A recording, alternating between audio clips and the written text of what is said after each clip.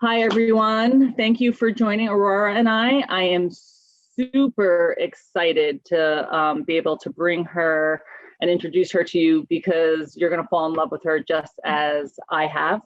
I hope you guys have read the bio, but let me just tell you a little bit about her. I'm not going to go through the full bio because you can read it yourself. But Aurora is the founder of Bellatrix, and that is how I came to know her. Stagwell introduced us to her organization in support of our initiatives in the DE&I space. And we've been able to keep up a friendship, and she has offered to do this fireside chat. I heard her speak at a Stagwell event, and she was so inspiring. She was top of mind for doing a fireside chat in support of our Black History Month initiative. So thank you, Aurora, for joining me. I want to say a little bit about you, because the stuff that's relevant to our business, because I think it's important. Aside from all of the 25-year success and experience that you've had, I do want to read a little bit of your bio. I want you to know that she is a woman who led the first team to win a Cannes Line Grand Prix. And I know our team went out for that this year, so I know they're super interested in that. And you won it for a healthcare campaign in 2015. You were recognized for leadership in technology by the Association of Women in Computing and has been the subject of a cover story in Working Mother magazine. I wanted to read that because we are obviously in both the technology and marketing category, and we also know it under indexes for talent and diversity, and that is something we as a company are fully passionate on trying to change moving forward, especially in leadership, but across our organization. The last thing I want to say is that you and your best friend Kelly had founded, and you launched this years ago, an opt-in podcast that I've had the pleasure to listen to after talking to you. And I highly recommend to our entire team to listen to this opt-in podcast, because I don't want to say you're well before your time, because we all know that this has been something you've been living your whole life, but the fact that this podcast has been out and you have so many great episodes, and I just recently listened to the one with Robin DiAngelo on white fragility, and I really, again, I recommend that everyone listen to it. And with that, Aurora, I'm going to kick off, and I'm going to ask you to now introduce yourself. But what I'd like you to do, because this is what really, you're an inspiration to me, I would love for you to just tell our team a tiny bit about your journey, not a tiny bit, go all out, but tell them about your journey, please, who you are, how you came to be, and why you are where you are today, if you wouldn't mind. Yes. Well, before I begin, I just want to say thank you to all that have joined us today. It's a wonderful pleasure, and I cannot thank Valerie and Mary Beth and Sarah enough for hosting me. So thank you so very much on Black History Month. My name is Aurora Archer. I'm an Afro-Latina. My pronouns are she and her. And I'm the product of Hugh S. Archer Jr., an African-American cowboy, and Patricia Gomez, a Mexican immigrant housekeeper. You know, my background is I grew up in between worlds. You know, I spent my summers in Mexico. My mother comes from a large family of 10 brothers and sisters. I spent my summers with my abuelita because as domestics, my parents were both domestics, which means they couldn't afford childcare. So I got shipped off to Mexico. And on the weekends, I would spend my my afternoons going to Baptist church and hanging out with my cousins and making dance routines to the latest R&B hits and eating things like black eyed peas and chitlins and having a grand old time. And then during the after school hours, I got to get on the Via Via bus, which was our local transportation bus system, and go into extremely wealthy white neighborhoods and help my parents look after white people, rich white people. And so in the suburbs of San Antonio, Texas, which is where I grew up. And so I always had this, you know, I was tricultural because I lived in the Mexican world, the African American world, and then the white world. And I think it's the complexity of and the richness of being able to see different cultures, different actions, different human beings that really made me prime for being a marketer and a brand leader. I took all the sacrifices that my parents made as domestics and chose to chart a course in corporate America. As a marketing strategist, a brand leader, I got the privilege to work across 9 different companies, Fortune 100 companies, most of them. I worked for over 35 bosses. I lived and worked in 5 of the 7 continents. And I got to lead brands such as Hewlett Packard's Proliant server division. I got to launch Hewlett Packard's e-commerce division across the B2C and the B2B. I got to lead AstraZeneca's leading product that was a $6 billion brand globally. I got to launch AstraZeneca's first innovation center out of London. And undeniably, that was all phenomenal. I got to create a lot of firsts. I broke a lot of barriers, but the reality is that I also hit the, they call it the glass ceiling, but for Black, Indigenous people of color, BIPOC, we hit the concrete ceiling. And so for me, I made a choice 4 years ago to become an entrepreneur and create my own marketing and consulting firm and focus on helping clients at the intersection of people, imagination, and technology. And to take what I've learned working in the retail industry, in the tech industry, in the pharmaceutical industry, and the media and publishing industry to really help clients stay ahead of the curve. And it's been an incredible ride, and I'm very fortunate for all the teams I got to lead globally and regionally, and all the brands that I got to impact and bring a very different lens on how I led as a brand and marketing strategist. Wow. I mean, I'm exhausted. That is such a journey. No, in a good way. I mean, that is so impressive. The thing that's charting quite the path. But I know when we were prepping for this a couple of weeks ago, we talked, and I asked you, like, in charting this path and in your journey, you shared an experience with me, and I'm wondering, you don't have to share this one in particular unless you want to, but you must have come across some challenges along the way in charting that path in leadership and being top of your game. Can you give us the one example you gave me was when you were at this offsite meeting, you can either give that example or you can give another. Can you give us an example of when you were charting your path to greatness, because I think it's great, like what barriers or what challenges you've come across and how did you deal with it in those moments? So I think one of the challenges, and I'm going to keep using the word BIPOC, Black, Indigenous people of color, that we have in a predominantly white corporate environment, and if we look around, most of our corporate environments continue to be predominantly white, is our inability to show up as authentically as ourselves. I shared a little bit about my background, having come from very different cultures.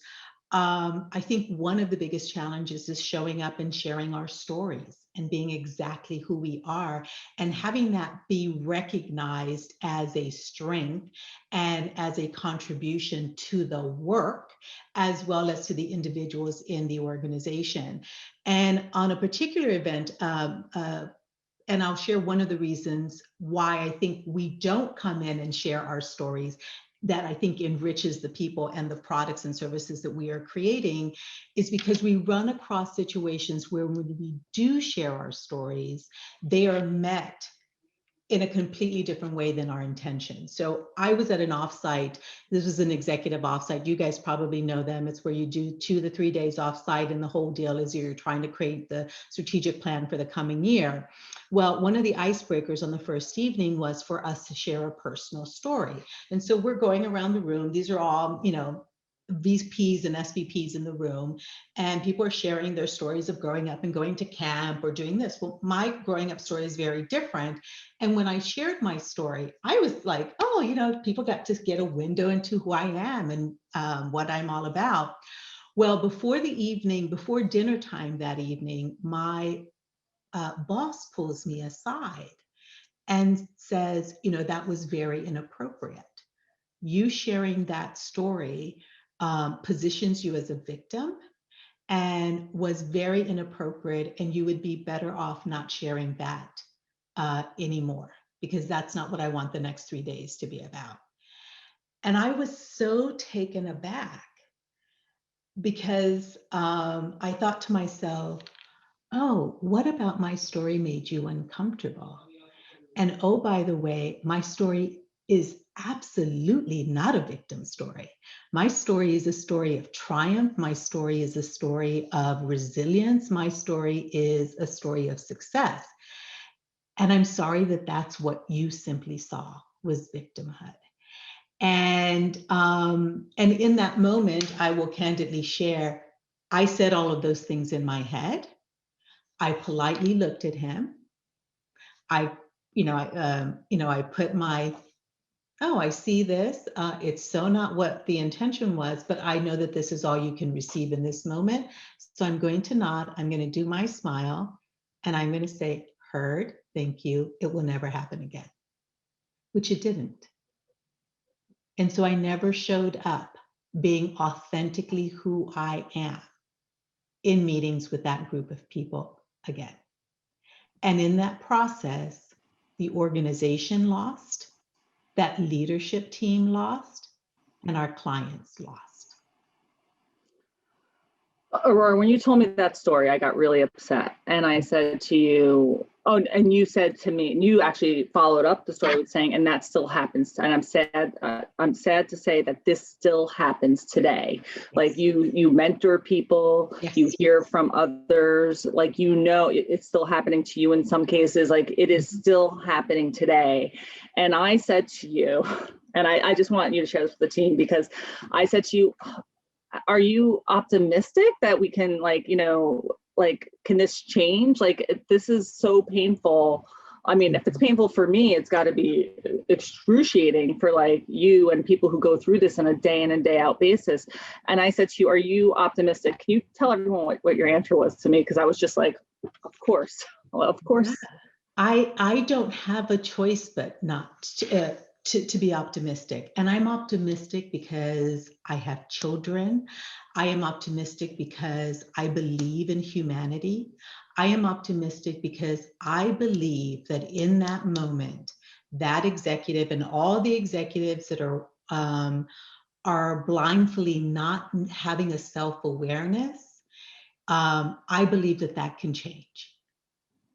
You know, and maybe part of this is because I grew up in southern San Antonio, Texas, the daughter of an immigrant and a Black man, and I've seen a lot. And I also see the progress. Do I wish that there were more progress? Absolutely. Do I wish it didn't take a pandemic and all of us being sequestered in our homes to have a moment of reckoning like we all did with the death of Mr. Floyd? Absolutely. But I believe that those are all steps to getting us to wake up. And yes, so I remain hopeful and optimistic. Well, then I do too, because I have to say, I will do anything in my power to help this movement. One of the Bellatrix guiding principles is what I read it on your site, was that diverse teams make better decisions. Can you give us an example of, or how you've seen this come to life in a diverse team truly influencing, whether it's a campaign or an initiative? Can you share something like that with our team? Yeah, so I'm a true believer. You know, I always have created diverse teams before we actually labeled them diverse teams, because I don't know how to create teams otherwise, which is why I get why people create only white teams, because they don't know how to create teams otherwise. This is exactly why we need people of color in leadership. Like, yes. That is, yes. Like, Yeah, I don't know how not to select or identify teams that I work with that are not diverse. It's just my mode of viewing the world. So absolutely. I mean, I can talk about when Pamela and I met when I was heading up a $6 billion brand for AstraZeneca. And she was my creative director. We had hired a very, very, very global I had hired a very large global digital agency to help me. And one of the things that when the account team showed up to my brand team meeting, it was all white people. And 58% of my audience for my product was multicultural. And so we proceeded to have the meeting. And after the meeting, I called up the president of this large agency and I said, my account team does not represent at all the brand and the product that we are selling. So I'd love to give you 72 hours to figure out how you're going to revamp that account team so that we can effectively lead this $6 billion brand. And because I truly believe that while your account team, I do not doubt that the ones that you showed up with to my organization with today are all very talented and bright. But I need them to be able to understand those that we have been entrusted to serve. And particularly because we are dealing about something that is so personal, because I was in the health arena, I was in the pharmaceutical industry. There's nothing that is more personal than someone's health. And I need an account team that's going to be able to get to the insights, to drive through the understanding of our audience population, cull out the data and the insights that we need, and to come into those conversations with a level of empathy so that we can create the most incredible campaign and offering for these consumers. Thank you. We have a lot of work to do there as well, I will admit. It's something we're working very hard at. How do you recommend a BIPOC individual to secure their seat at a table, a marketer to secure their seat at the table? Yeah, so first, I'm going to offer, ask for what you want and ask for what you need. I think that as Black, Indigenous people of color, there's a model, we are always caregivers. We are very adept and good at taking care of everybody else and meeting everyone else's needs and expectations. And I think first and foremost, what I would ask the Black, Indigenous people of color is ask for what you need, ask for what you want. And then secondarily, understand who in the organization is going to be your advocate, who is going to be your sponsor, and who is going to be your mentor. Because as a BIPOC person, you don't just get to have a mentor. You have to have a council of people to support the navigating of your career. And an advocate and a sponsor are two very different things. An advocate is willing to use their professional clout to support you. An advocate is willing to risk their reputational clout to support you.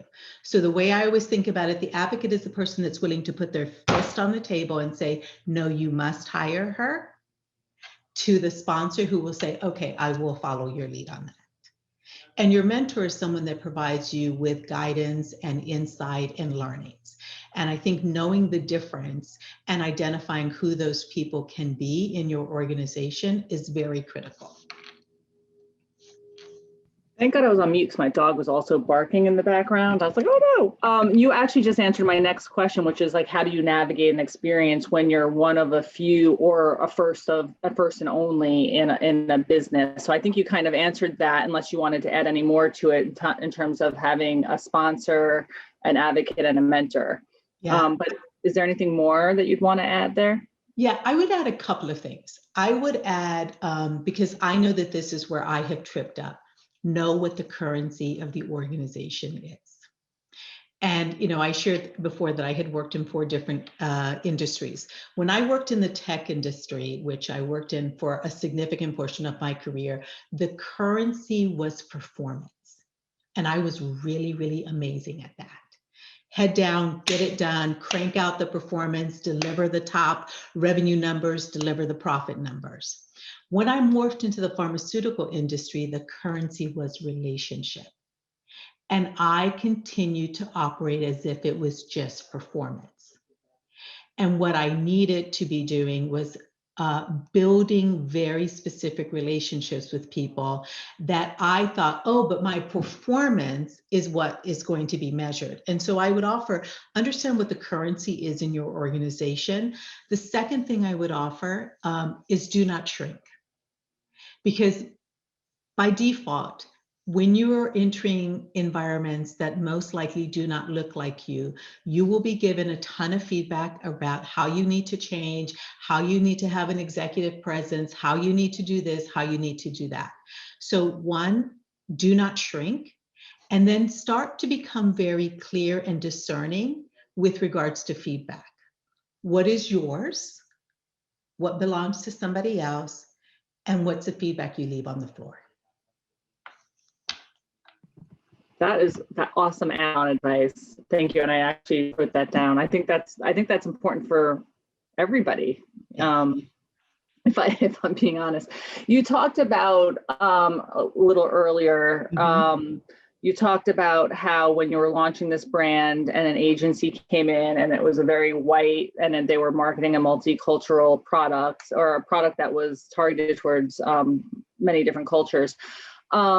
Knowing where we are today and the evolution and the prioritization of diversity and inclusivity, how do you think ad agencies are evolving, or what the role of ad agencies and business partnerships are going to evolve in this dynamic? And knowing that, I'm hopeful. I mean, I feel like we are really committed. I'm hopeful that all the companies that are saying that they're committed to this, I'm hoping that they stay the path, and that this way our world we will make progress, and all your optimism will be worth it. But how do you think that partnership is evolving in this dynamic?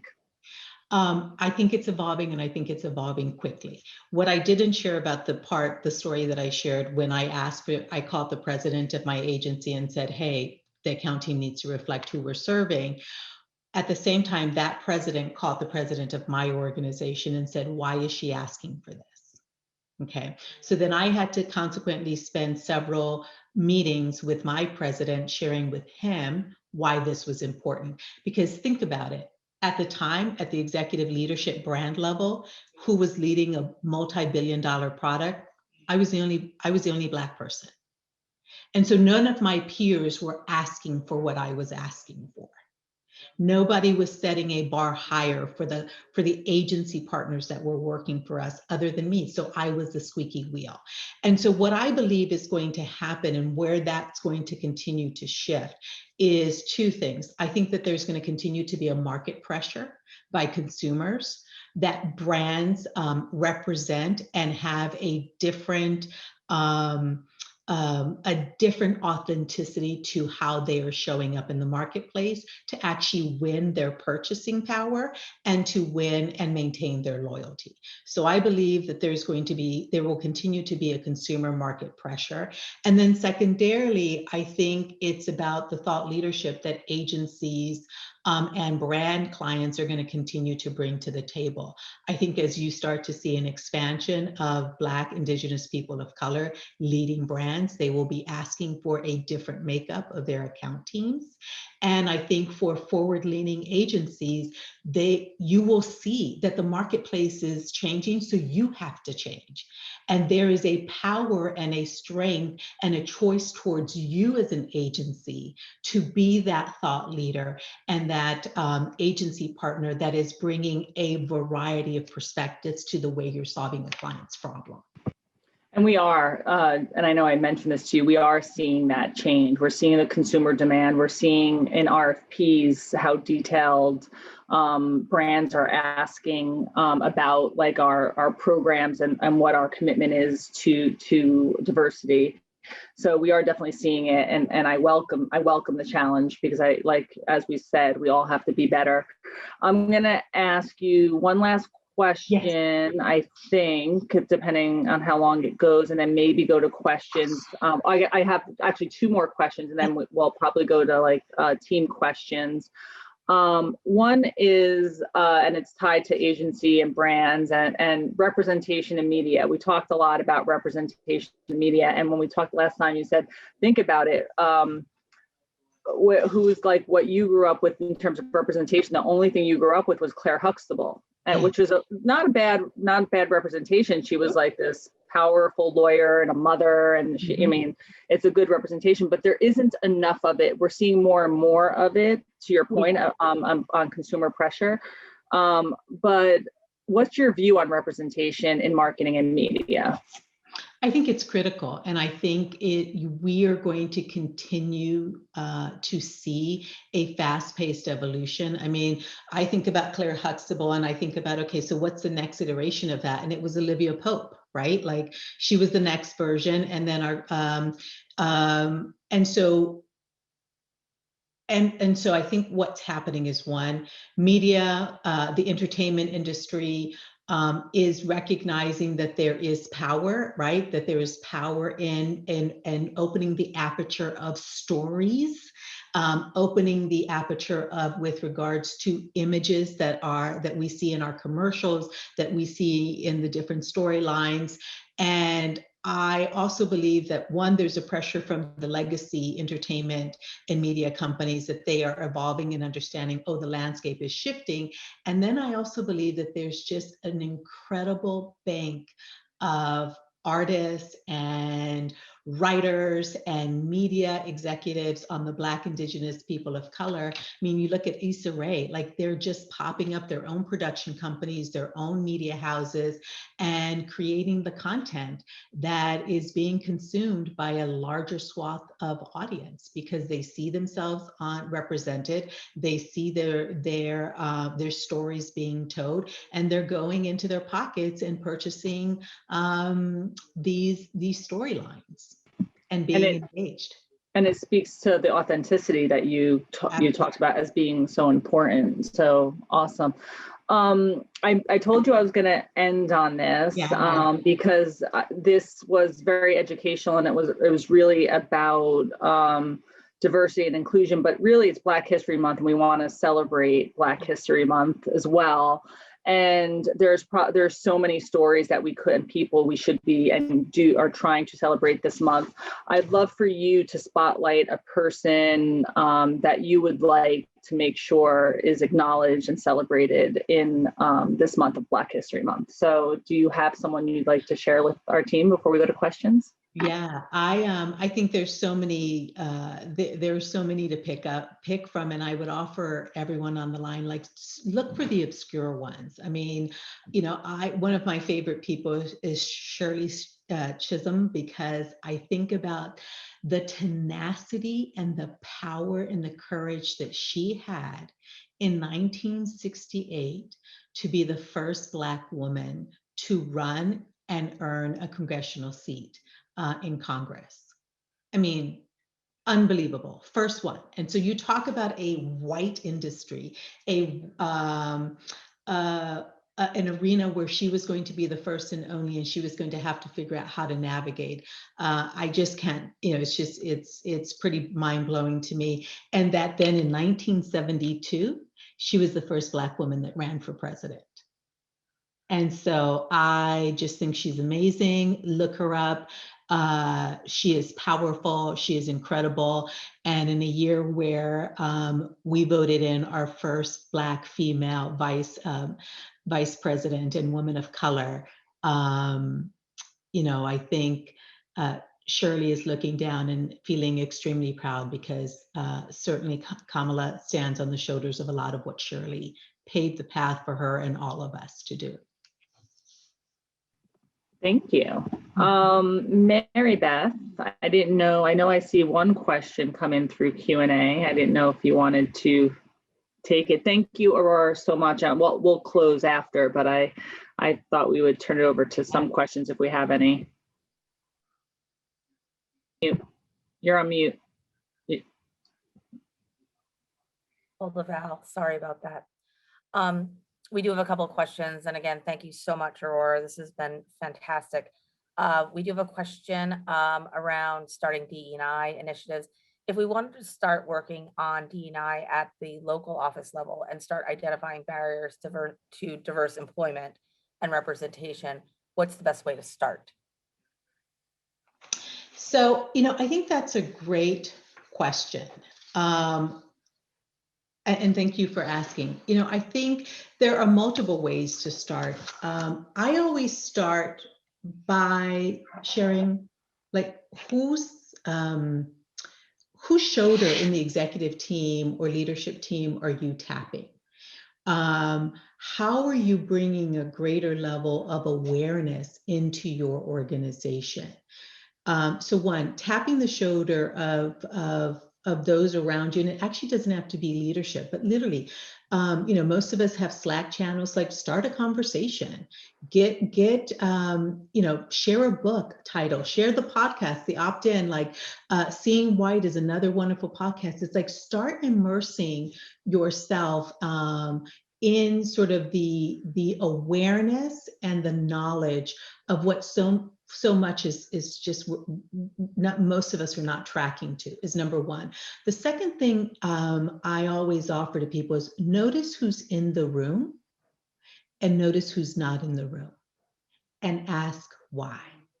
If everybody just did that, like when you walk into a room, notice who's there, notice who's not there, and ask why.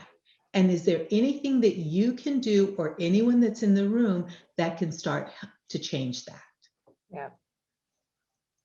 I think this is a great follow-on to that, especially because it seems like you've had a lot of new business or revenue responsibilities in your career.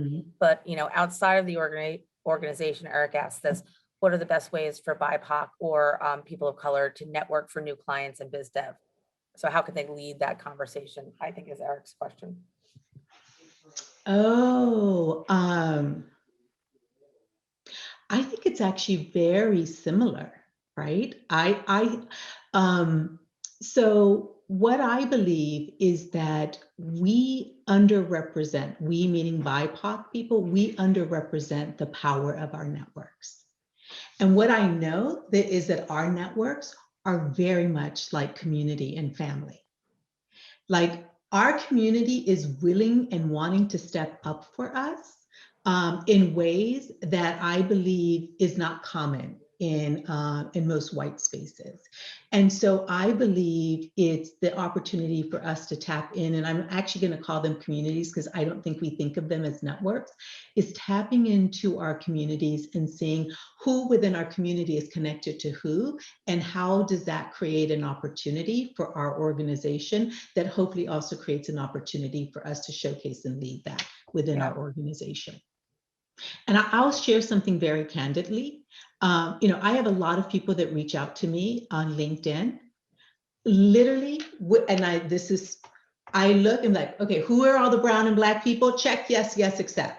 I don't, for others, I may be like, okay, who are you? And why are you trying to get into my LinkedIn? But if you're brown or black, I'm like, you're in, doom.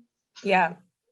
And I think that's that is a sort of a common theme in some of the questions that are coming in, is like, how do you pivot to make that change? So Carlos asked, like, what are the first steps to creating diversity in leadership when there's literally no people of color in leadership? I mean, and I'm looking forward to this answer because yeah, I love your help. Yeah. And so I think one of the things is that I do believe that changing diversity and changing the model in corporate America is going to require a top-down accountability and a top-down involvement. I believe that, yes, many things can happen from the bottom up, but this one requires, and not that there can't be both, but it very much requires accountability at the top. And I think it very much requires a leadership team that is willing to lean into the exploration and the uncomfortable conversations, and quite frankly, putting its money where its mouth is to get the help to actually support the evolution of the organization. Yep. Because what we're dealing with is, so at least our approach is that one of the things that we have an opportunity to recognize is that if we want a multicultural organization, if we want an inclusive organization, we have to recognize and know that in order to do that, it means that we have to have representation of all identities. And in order to have representation by all identities is that we have to recognize that identity is a thing. And then we have to recognize that one of the identities, that some of those identities are more dominant than other identities. And that one of the most dominant of all identities is one of the ones that we actually are unable to see, which is whiteness. And so if we're able to say, oh, this is about all identities not being equal, and we have a dominant identity, we have dominant identities, one of the most dominant is white, then actually what I have to do is that I have to start unpacking my whiteness. Yep. And in order to unpack that your whiteness, we believe that it actually takes several things. One, first and foremost, it takes self-awareness. Number two, it takes garnering increasing your racial literacy. So that means understanding that race is a construct, that it's not only historical, but current, that there's a lexicon to it, and that in order for me to become comfortable in engaging in race conversations, that I have to have them. And then we believe that the other thing in addition to racial literacy that you need is that you need connection. We all live such segregated lives that we're actually not connecting. And it's what Valerie was saying before. If I look at my feed and I look at most of my white friends' feeds, they're very different. We're reading different authors, we're watching different movies, we're following different influencers on social. So how do you broaden someone's connection points outside of their white sphere? And then last but not least, how do we build the stamina to stay in it? And Yeah. so, yeah. I mean, Val, any comment there? I mean, it echoes so true for me and what. No, well, it's actually almost like follow-up question, and I don't know if it's tied to Jesse just put in a question, and it might be tied a little bit to that. We're getting lots of questions, by the way, so we might be here till midnight, but so it just goes to show you. Thank you. So it just goes to show you people are real, it's resonating. But what I was going to say is, because we're responsible, I'm largely responsible for diversity and leadership, right? Obviously leading the North American region. And I think the challenge we have is, like, you can give all the direction in the world, and we are finding solutions through the right recruiting teams and to your point, investing in those recruiting teams to get the right individuals. But when it comes down to it and you need to fill a role, and you have candidates and you have, it comes down to experience. And sometimes we're just not getting a pool of candidates that are diverse enough, and we want that. And so it's an uphill battle. Now, I didn't read all of Jesse's note there, Mary Beth, but yeah, but basically she says diversity in leadership and organizational diversity is an uphill battle, and it is. And it's not for lack of us, all of us as leaders wanting it. It just seems like the systemic racism that has been part of the foundation, as Robin DiAngelo said in White Fragility, it's the foundation of the country at very least, if not the world. And so how are we tearing down that foundation and building a new foundation? So it's an uphill battle, and we want a shortcut. And can you give us one? I want to do this quickly, and it's not quick enough for my liking, is I guess the general sense. And what I'm going to offer is that it's not a quick process, because it really first starts with here. I can't give or change something out there until I change how I'm looking at it. You know, one of our philosophies is that your policies, the way that you create job descriptions, the content that you're putting on your website, who is actually doing the interviewing, will actually start to change. Not because you changed the policy, that will give you some incremental change, but when the individuals inside of the organization break down the system of whiteness within themselves, what they end up producing and creating starts being created and produced from a very different lens. And absolutely. And I think, and Valerie and I have talked about this, and, having these conversations, which were, honestly quite difficult at the start, and have gotten a lot easier, right? I mean, doing it makes it easier, makes it feel better, hopefully for everyone and not just us, or not just me. I think one of the other things, and maybe this is something you want to think about, and from Jesse's question, is like, are there any organizations that you think are doing a great job in doing this? Like anyone that comes off the top of mind? Ben and Jerry's. Everybody should be following Ben and Jerry's. Okay. Like, good. I've been in rooms with Ben, like we, Ben and Jerry's. They're putting it out there. It has not, and they will tell you, they are nowhere from being done. And they started this journey over 6 or 7 years ago.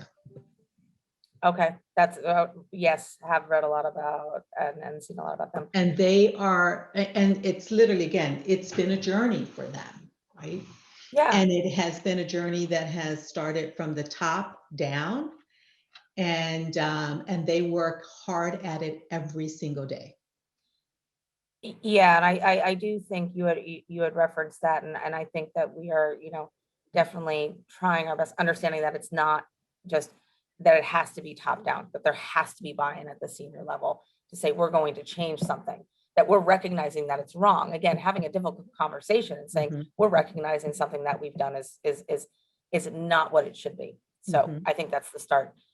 Suzanne, and what I would offer there is that, and we say to executives, I don't want you to just do this because it's a moral responsibility, but we're here to tell you that your businesses will not thrive.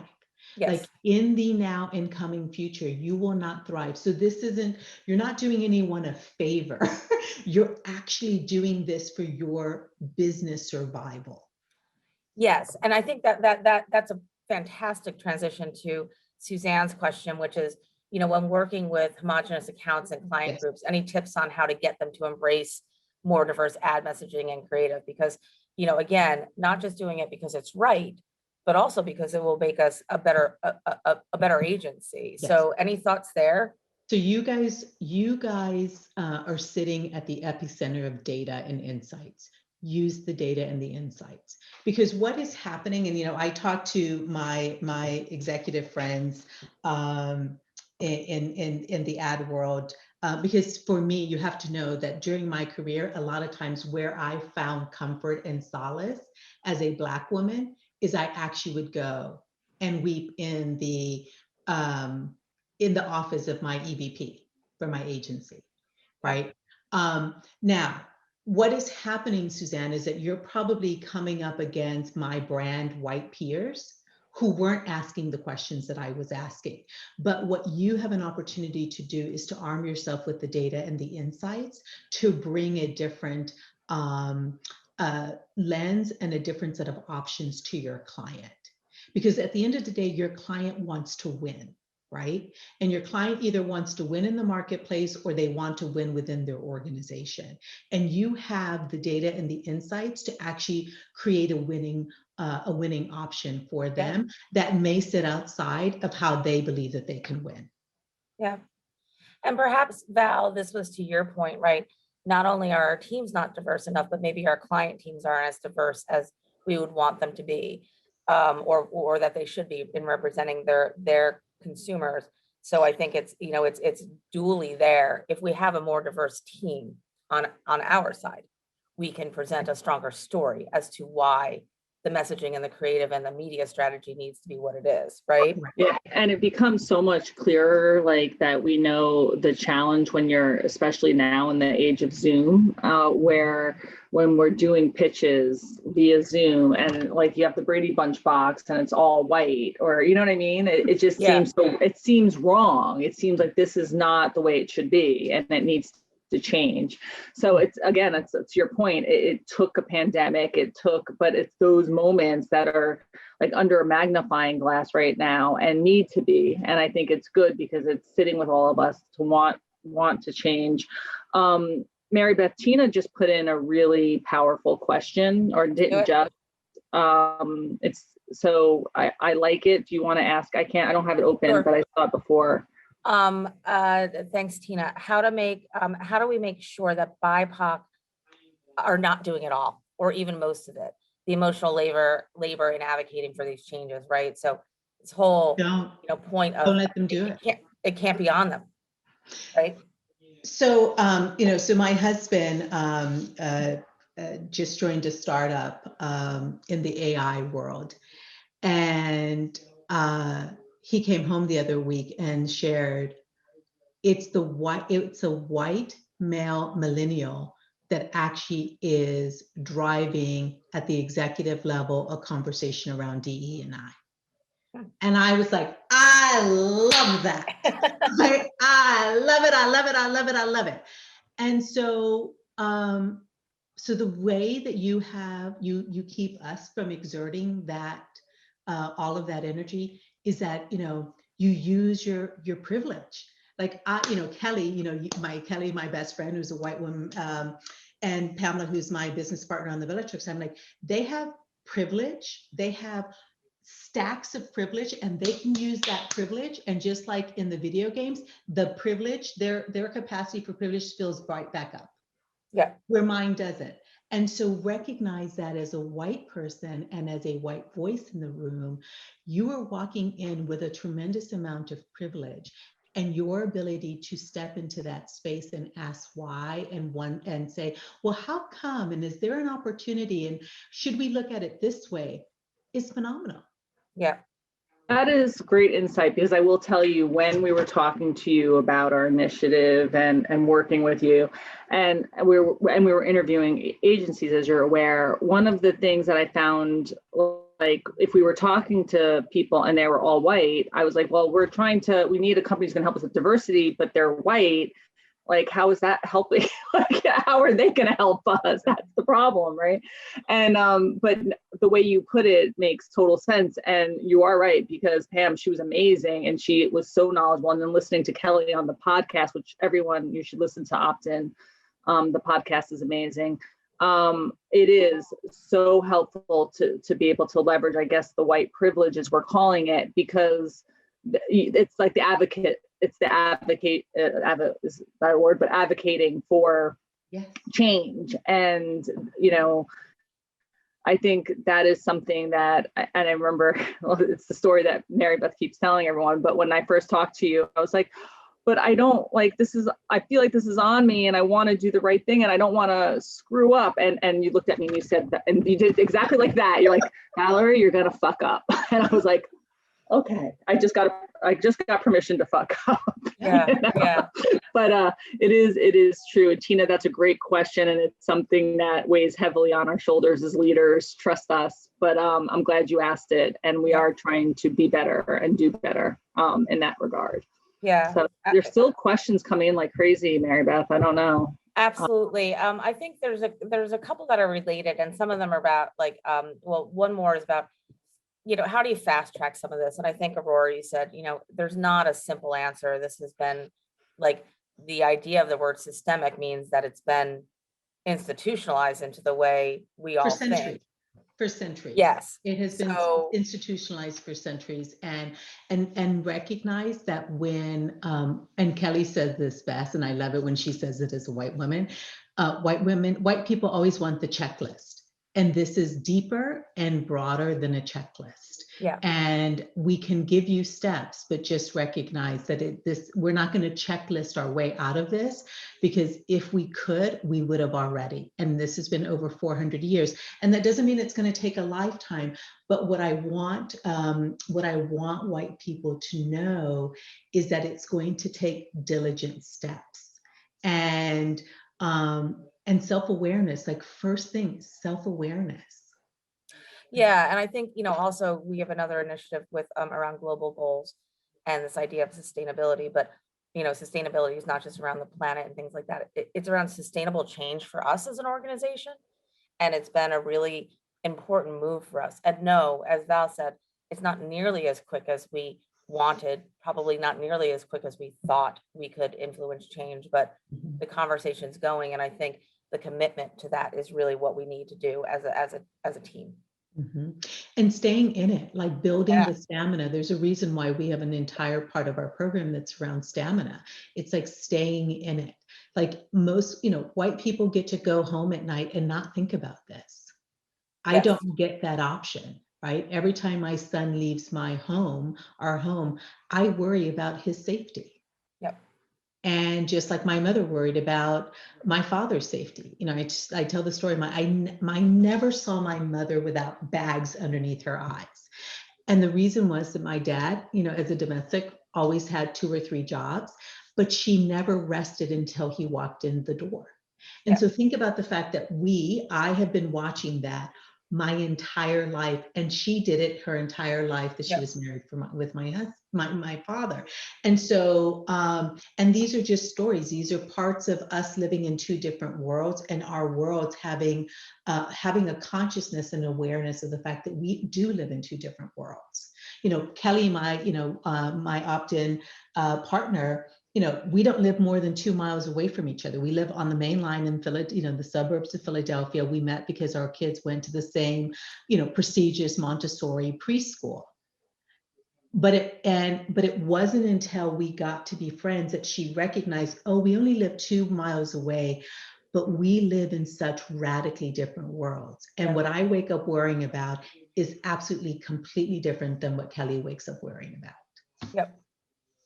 And I think, we are coming up, it's so important, and that leads into this. And Valerie, I don't want to speak for you, and please disagree. But it's even one of the things that we're taking into account of realizing that it's not a one size fit all for everyone in the agency. You might have, we were talking about, parental rights and flexibility, and it's just not the agency of the 1990s where it's like, you're going to work and work and work. Like, we're trying to build an environment, and this isn't a commercial. We're trying to build an environment. I think this was a moment in time for us to recognize that. Right. If anyone's going to do a commercial, it should be our CMO. Sorry. Yes. She froze though. Oh no. Mary Beth, you froze as we were wrapping up. I know what she was going to say was deep though. All right. Aurora, we did have a last question, but it's actually more for us than it is for you. And it's from one of our associates out of South Carolina. And they asked, are we looking at the activities of the clients we work with, embedding how they support or don't BIPOC before we sign contracts to work with them? I think it's a great question. We aren't doing it today. There's a lot of groups happening at the Stagwell level to make sure, including databases of like making sure that we're diversifying our vendors, not just our clients and their partnerships. So similarly to how clients are now vetting that with us, we will be hopefully vetting it with our clients. But we also recognize that everyone's on a journey. And I want to be very clear about that, because there was a note we got about a client, and we happen to know very much what the client's initiatives were and where they were going and how they're pained by certain things. So every client is on a journey, just like we're on our journey. And we, as everybody on this phone knows, we are far, far behind where we need to be. I mean, not only as a country and a world, but certainly as a company, and we will do our part. But I did want to just state that, Wesley, not today, we are working towards it, and recognize that we have to be holding our clients and our vendor partners and our suppliers, everyone accountable for this initiative, because that's the only way we're going to see change long term, and honor the optimism that Aurora has, because I think it's important. So great question. Lots of hard questions today for us and for you. This was an amazing conversation. I know people, I'm judging by the questions and the engagement, and having over 80 people today. It really means a lot that you did this for us, Aurora. So thank you so much. Your story is inspiring. On Black History Month, I want you to know that I honor you and your journey, because I think it is spectacular. I'm so glad I've gotten to know you, and I will continue our open conversation, and just really, really impressed. So thank you very much. Well, I want to thank everyone that was here today. Thank you, because even just being here is part of that step, right? Being here is part of making that change. Thank you for all your beautiful questions. This is what we need to do. We need to lean into each other. We need to opt into each other's stories, opt into the conversation. And I thank you all, Valerie, Mary Beth, Sarah. It's been an honor and a pleasure. Thank you so very much. And I will be talking to everyone soon. Thank you. Thank you so much. Thanks, Bye. everyone. Have a great day, everyone. Thank you, everybody.